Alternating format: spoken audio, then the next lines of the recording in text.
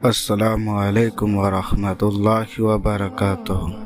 दोस्तों, मैं उम्मीद करता हूँ कि आप लोग खैरियत से होंगे। अल्लाह पाक हम सबको सलामत रखे, खुश रखे। दोस्तों, मैं आप सब से एक गुजारिश है कि आप सब नमाज नहीं पढ़ रहे हैं तो आज से नमाज पढ़ना शुरू कर दे, क्योंकि मरने के बाद पहला कब्र के अंदर सवाल होगी मन रब्बुका, तुम्हारा रब कौन है। उस वक्त हमारा नमाज ही काम आएगी, इसीलिए पहले से तैयारी करें। चलिए शुरू करते हैं। बिस्मिल्लाहिर्रहमानिर्रहीम। बाब 30, रात को इल्म व नसीहत की बातें करना।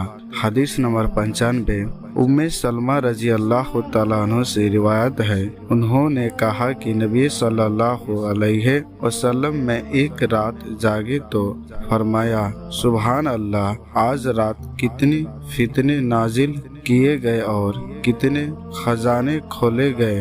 इन कमरों में सोने वालियों को जगाओ, क्योंकि दुनिया में बहुत सी कपड़े पहनने वाली ऐसी है जो आखिरत में नंगी होगी। हदीस नंबर 95, सही बुखारी। अस्सलामु अलैकुम वरहमतुल्लाहि वबरकातुहू। अल्लाहुम्मा सल्लि अला मुहम्मद व अला आलि मुहम्मद कमा सल्लैता अला इब्राहीम व अला आलि इब्राहीम इन्नका हमीदुम मजीद।